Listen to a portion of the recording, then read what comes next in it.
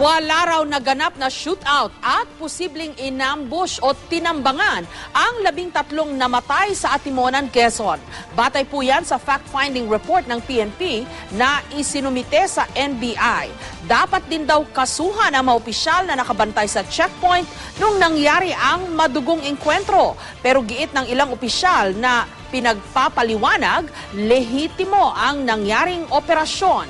May exclusive report si Emil Sumangil. Shootout, rabout o ambush.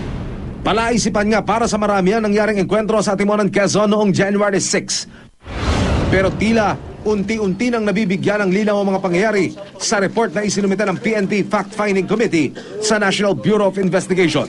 Nakakuha ang GMA News ng kopya ng opisyal na report na pirmado mismo ni Fact-Finding Chairman Chief Superintendent Federico Castro Jr. at ng miyembro ng kanyang team. Base sa kanilang investigasyon, hindi raw may sasantabi na posibleng ambush ang naganap na ikinamatay ng 13. Wala rin daw shootout ang naganap. Anila, tila sinika pa nga raw na pagmukaing shootout ang nangyari sa crime scene. Batay din sa tindi ng tama ng mga namatay at pinsala sa mga sasakyan. Tiyak daw na may excessive use of force. Malinaw din daw na nagkaroon ng paglabag sa checkpoint at sa crime scene inquest. Questionable rin daw kung talagang nagpaputok ng baril ang mga nasawi. Ang short firearm na ito, nabalot pa ng masking tape ang dulo o muzzle. Ang M16 Armalite rifle na nakuha sa pagitan ng dalawang hita ng isa sa mga nasawi na nakaharap sa lupa. Ang muzzle o dulo ng baril. At ang M14 rifle na nakuha naman mula sa ilalim ng nakadagan ng bangkay. Pinagdududahan din ng PNP ang posisyon ng mga bangkay ni Tirso Lontoc Jr. at Leonardo Marasigan.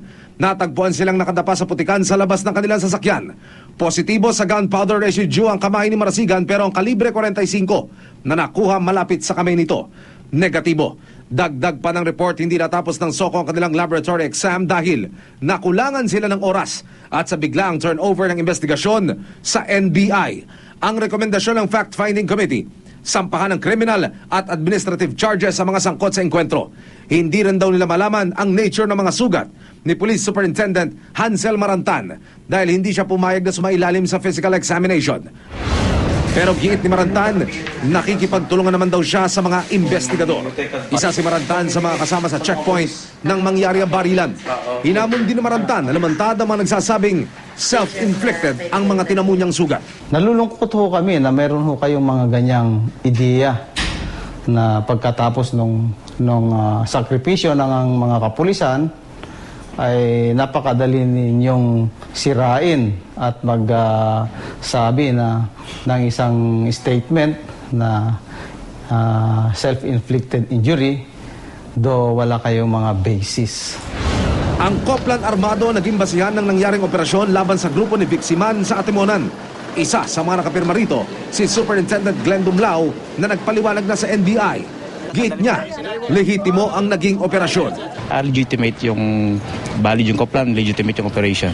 Ganito rin ang iginigiit ng sinibak na Regional Director ng PNP, Calabarzon. I hope po na hindi malumuran yung mga pulis natin. Emil Sumangil, GMA News.